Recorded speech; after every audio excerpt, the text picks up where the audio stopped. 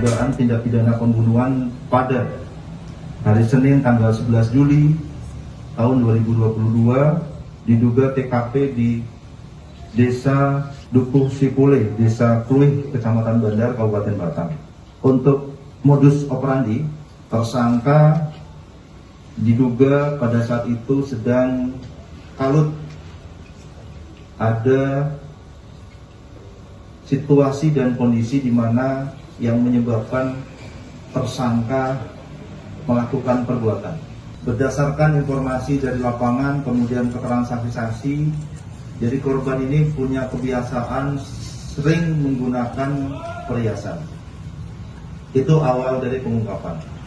Namun fakta di lapangan, kenapa sampai terjadi dugaan pembunuhan, penganiayaan berat, menyebabkan mati dan tewas, yaitu karena tersangka pada saat itu menegur korban yang pada saat itu kebiasaan keseharian korban itu melakukan pencarian daun kering cengkeh.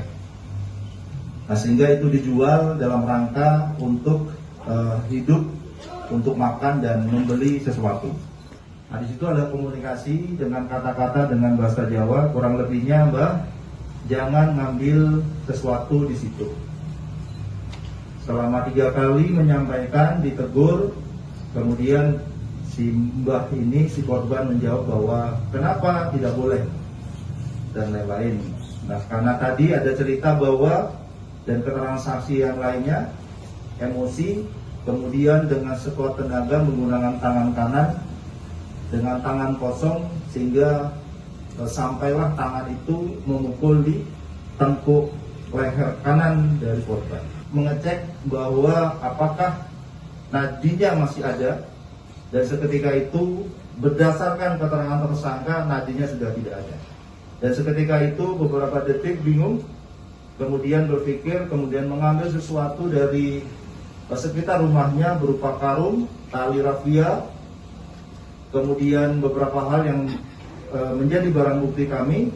Dan setelah itu kemudian tersangka memasukkan korban ke dalam karung sendiri, tidak dibantu dengan siapapun, di mana karung itu sekitar khusus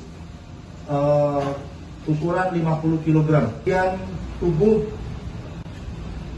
belakang kemudian dimasukkan, dilipat tubuh korban, kemudian karena sampai leher tidak bisa masuk semuanya, kemudian dipaksa dengan sekuat tenaga sehingga ada bunyi krak di sekitar yang didengar oleh tersangka.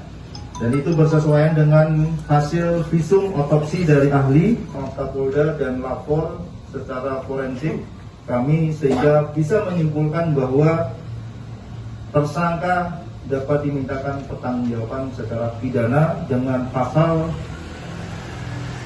berlapis, pasal 338, ancaman hukuman 15 tahun, kemudian 351 ayat 3 dengan ancaman hukuman 7 tahun, kemudian kami lapis dengan 365 ayat 3 dengan ancaman hukuman